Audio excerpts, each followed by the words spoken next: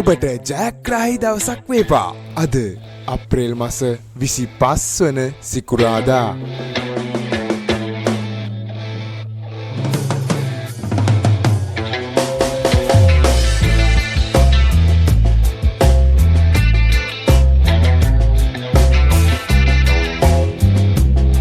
ජයග්‍රාහී අංක දිනපතා නැරඹීමට අපව සබ්ස්ක්‍රයිබ් කර තබා ගන්න.